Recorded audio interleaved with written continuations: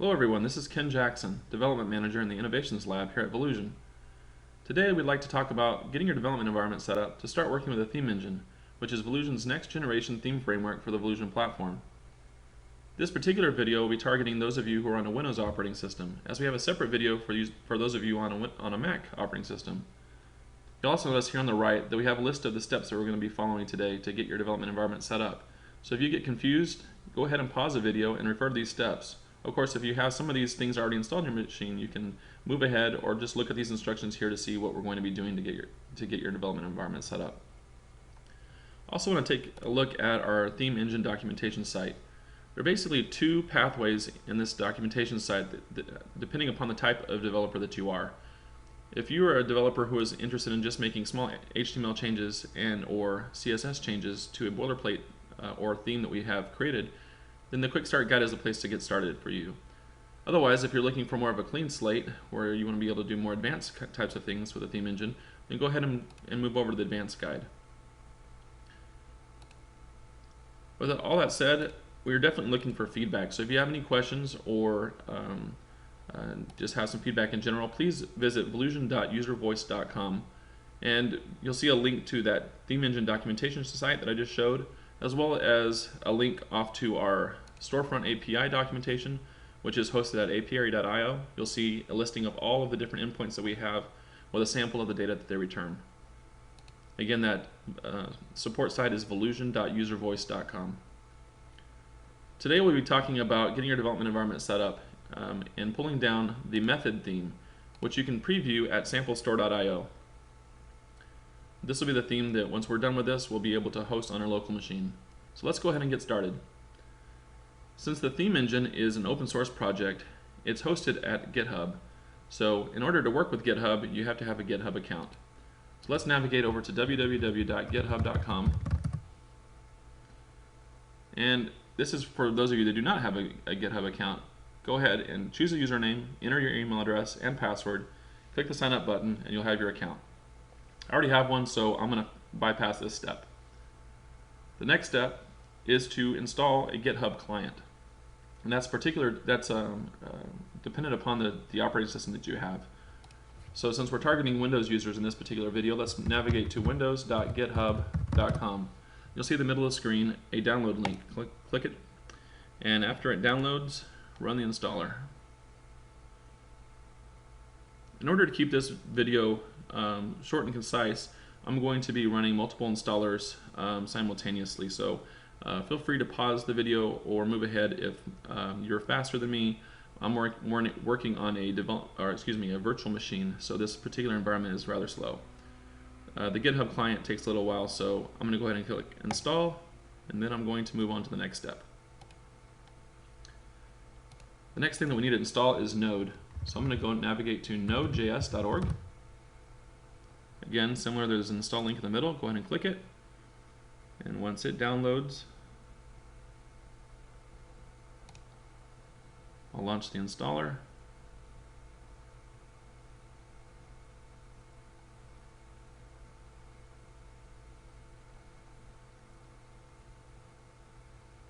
Click next, accept the terms, next. We definitely want it to be added to our path, so we don't have to make any changes here. Click next and install. This one takes a while, takes a pretty good long time as well, so I'm going to go ahead and minimize it. Close the window. Actually, I could have just left it open, but now we're going to move over to the next item, which is to install Ruby, which you can find it at rubyinstaller.org. There'll be a big red download link in the middle. Go ahead and click it. Since I'm on a 64-bit machine, I'm going to click this particular link, the Ruby 2.0 installation for a 64-bit machine. I'll download the executable. It's already done. Click on it to launch it, which I think I did. Good thing to note here is that these steps are very similar for those of you who are interested in working with the AngularJS framework, as well as a lot of other modern-day front-end frameworks. So once you get your development environment set up for the first time, you'll never need to do these again, which is kind of the good news here. Okay.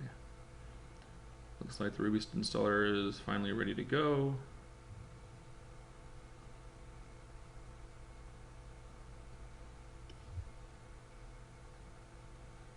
maybe. Okay. Node's asking for it to be allowed, or for it to be allowed to be installed on my machine, so I clicked OK. And here we go, the Ruby installer. So I'm going to accept the license, click Next, add Ruby to my path, install. Go ahead now. The next step after this, let's go ahead and wait for the Ruby install to finish, is to install the Ruby Dev Kit.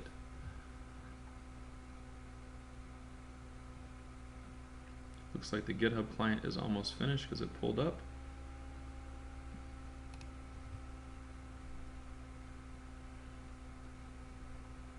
Click Finish. Now the Ruby Development Kit is on the same page. We chose the 64-bit version of Ruby installer, so we're going to use the 64-bit version of the development kit, which is this link.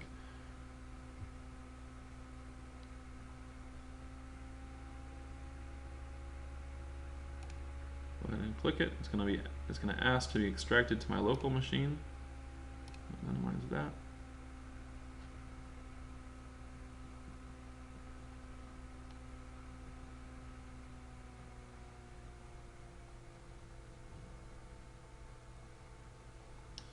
And so far, haven't been doing a good job telling what step we're on. We're on step 7, which is we downloaded the Ruby Dev Kit. As soon as it's finished extracting, we're going to run some scripts. So I want to choose where I want to extract the Ruby Dev Kit. So I'm going to click the ellipses, and I'm going to navigate to my root drive, which is my C drive.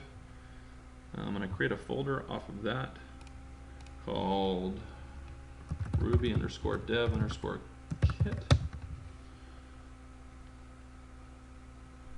Click OK. It's the same. It's there. Click Extract. Looks like Node is finally finished.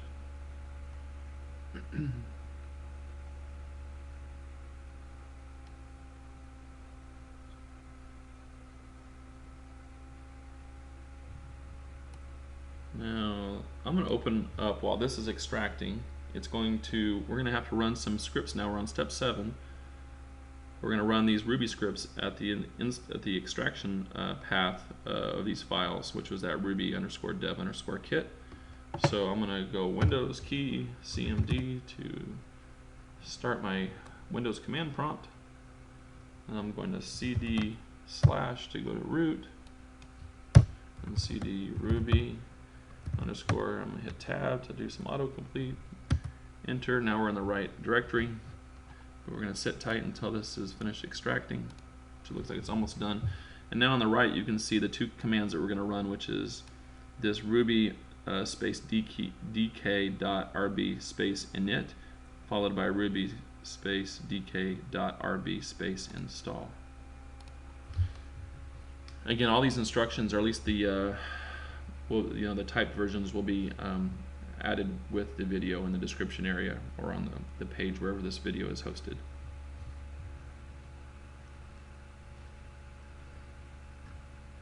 Okay, that's done. So I'm going to Ruby space dk.rb space init.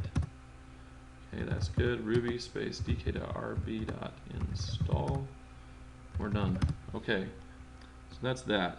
Now I'm going ahead and enter my GitHub credentials in the GitHub client, so it's configured. Let's see, did it do it? Yep.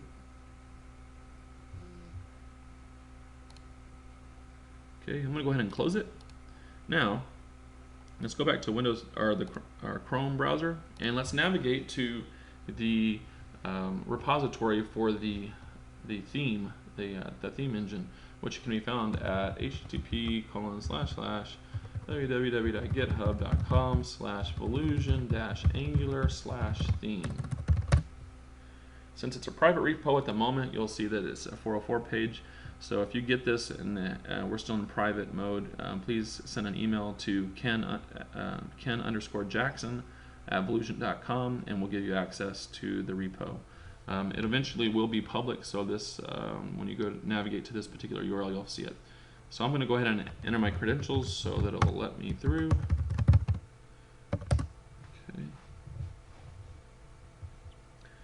Now what you'll want to do is you'll want to fork the repo, which I've already done, which is here in the right corner of the screen. You click it, it'll ask you where you want to fork it. So I would have forked it to my area in GitHub, which this is my handle. And you'll see I already have it here. It's forked from Volusion-Angular/theme. And pay particular attention to the fact that there are, actually, let's go back to the upstream. There are a number of branches here. The root is very vanilla, no actual theme designed pages created for you. So we don't want to really pull that one down. That one is not the method theme that I was showcasing here at samplestore.io. The one we're really interested in, the branch that we're interested in, is this ecom-method. So we'll get to that here in a second. So once you've forked the repo, I'll go back to my repository. So I forked it, we're here.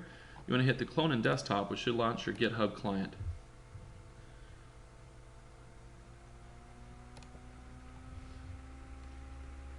So effectively this is pulling down the Volusion-Angular/theme repository to my local environment, so that way I can start working on it.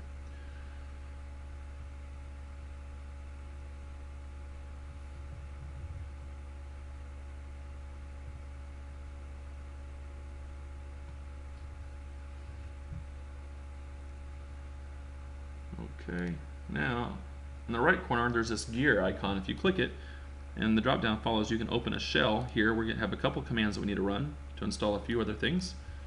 You want to type, when the command prompt is ready, gem,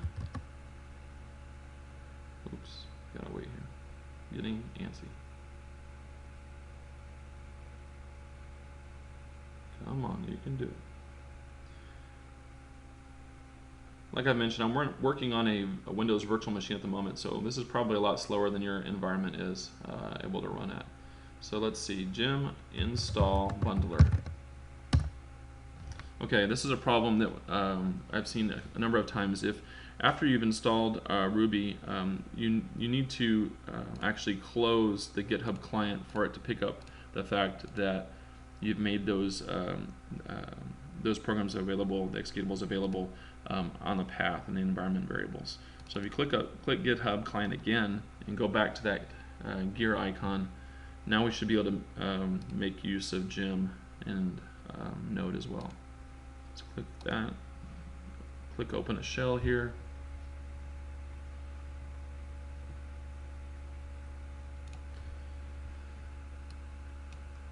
Okay, gem install bundler. Okay. And that takes us to step 12. If you want to read more about Bundler, just check out bundler.io. The next step is to install Bower. So we're going to run npm install -g for global -g grunt CLI Bower.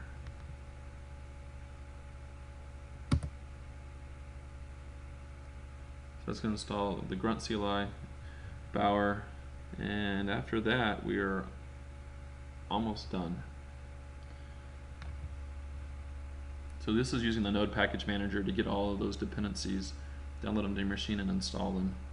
So depending again how fast your computer is, your bandwidth of your connection will kind of determine how fast this step will be.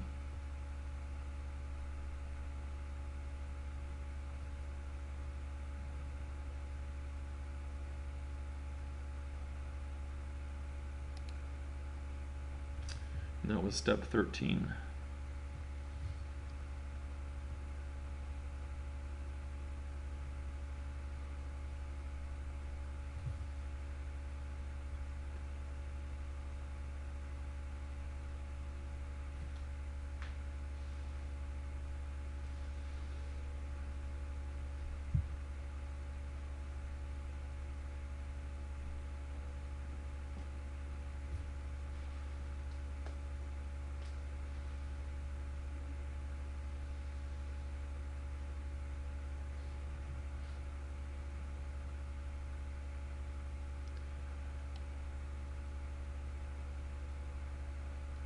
There's some pretty cool features that come along with this install, not necessarily this install, but the actual running through all these steps.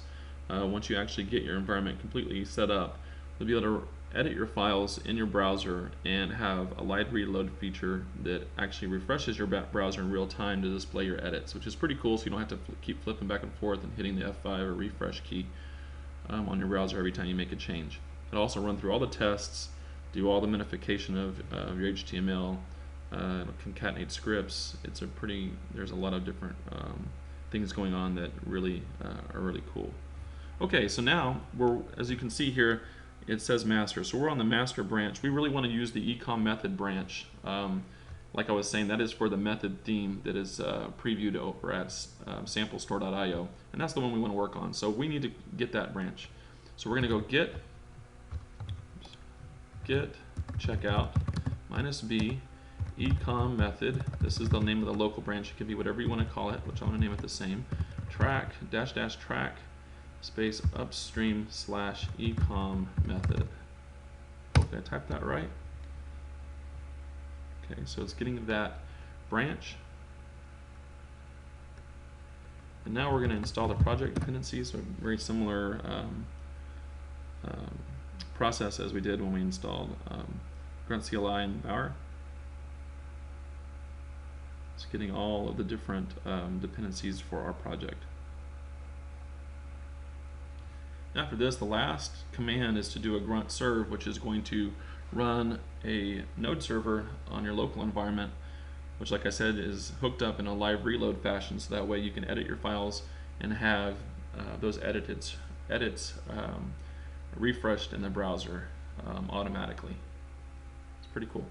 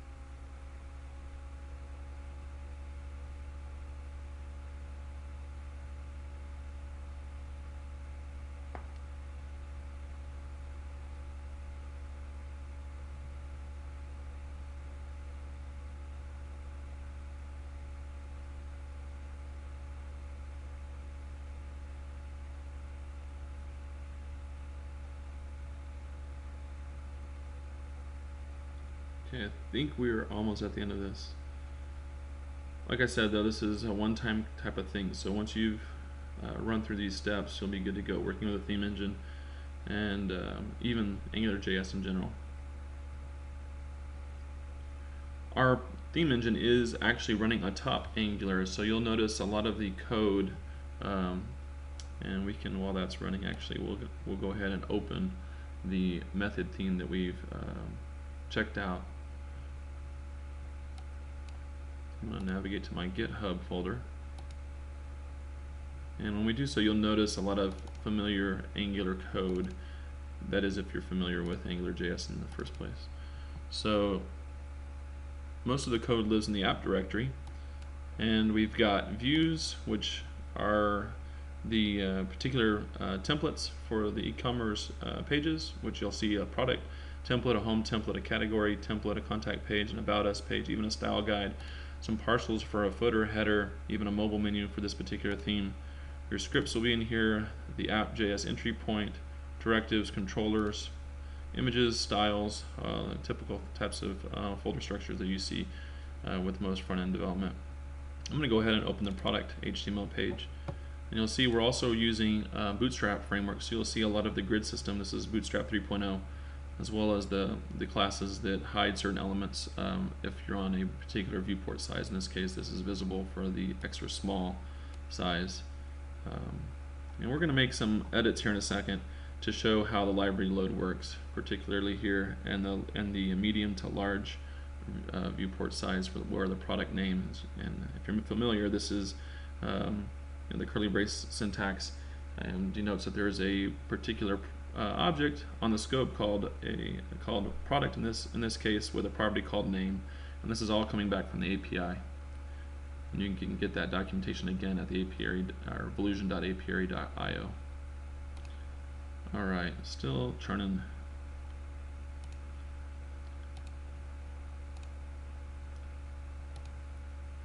So looking at that particular product endpoint, there is a get. Let me refresh this. There's a get product by code. You can see this is a sample of the data that's responded at this particular endpoint. It is expecting a code. In this case, this is the actual URL to actually hit this endpoint. You have a string here. It's going to return with this JSON structure.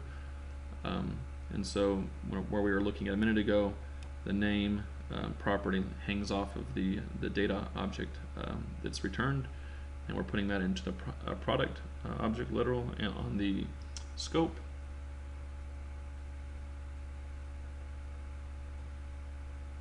Let's go back and see if we're done. Alright, we are super close to being done now.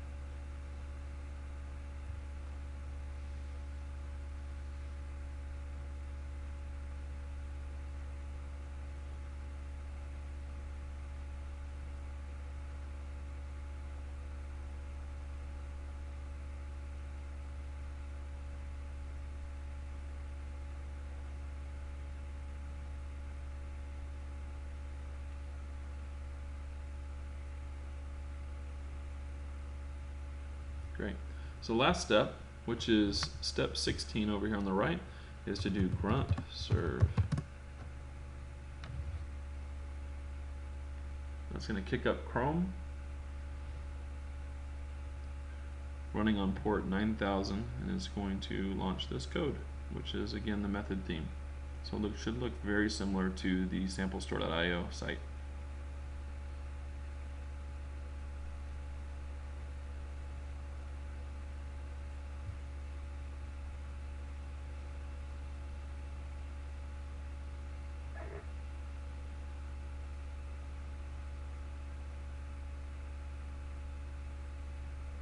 You can see on the left that it's actually doing all of that minification, building that into the directory structure. And it does cache busting of images. There's a lot of different things that it's doing that are synonymous with a lot of what people are doing on the modern web.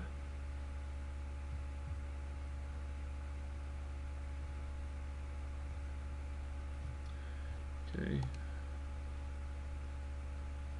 So you'll see here, when this goes away, that we're looking at localhost 9000. It is indeed the same site as you'll see here at samplestore.io. We're going to navigate. This is the data is actually coming from Volusion Store. So we click here, we'll go to the product page. So I'm going to make a quick edit, and then we'll call it a day. We're going to put hello world here next to the product name. I'm going to click Control S to save it. You'll notice here that the console has picked up that I've changed the product HTML, and it's going to run through all of these tasks again and reserve the page.